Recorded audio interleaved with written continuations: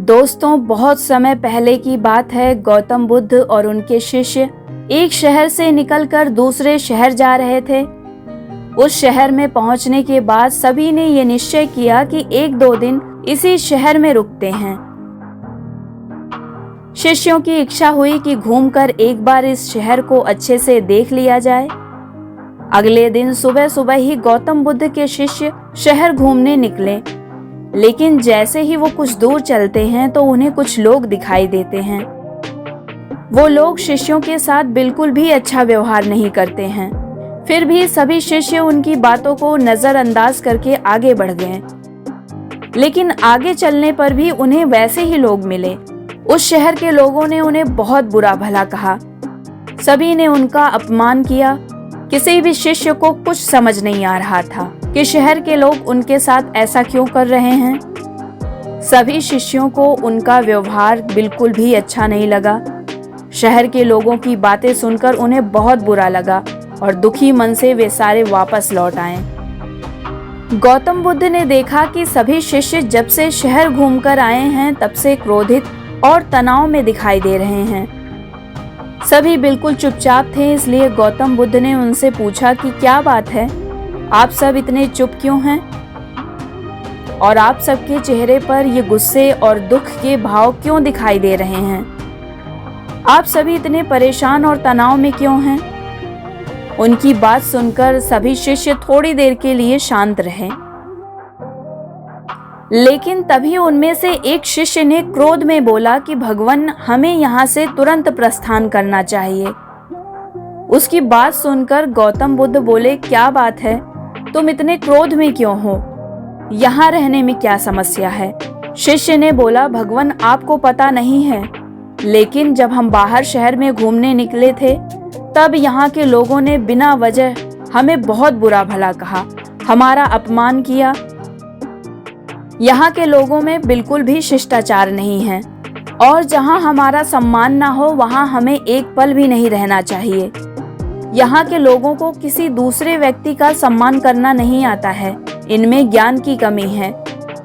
शिष्य के इतना कहने के बाद बाकी कुछ शिष्यों ने भी गौतम बुद्ध से कहा कि जी भगवान, हमें यहाँ बिल्कुल भी नहीं रुकना चाहिए, तुरंत इसी समय दूसरे शहर के लिए निकल जाना चाहिए। सभी शिष्यों की बात गौतम बुद्ध बड़े ध्यान से सुनते रहे और फिर मुस्कुरा कर बोले, अच्छा, तो तुम लोगों के क्रोध और तनाव का ये कारण है। लेकिन एक बात बताओ, क्या किसी और जगह पर तुम सद्व्यवहार की अपेक्षा रखते हो? क्या तुम्हें यकीन है कि तुम्हें दूसरे शहर में अच्छे लोग ही मिलेंगे जो तुम्हारे साथ अच्छा व्यवहार करेंगे, तुम्हें सम्मान देंगे?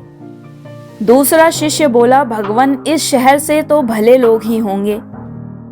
तब गौतम बुद्ध बोले, किसी जगह को सिर्फ इसलिए छोड़ देना गलत होगा कि वहाँ के लोग दुर्व्यवहार करते हैं।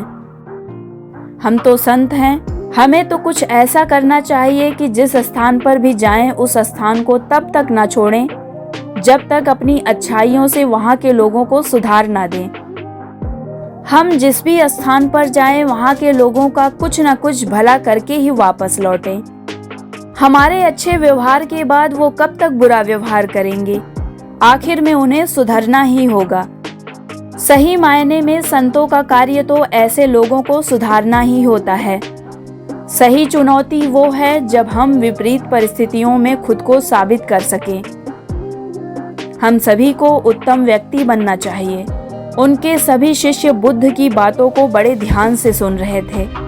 तभी बुद्ध के प्रिय शिष्य आनंद ने प्रश्न किया कि बुद्ध, उत्तम व्यक्ति किसे कहते हैं?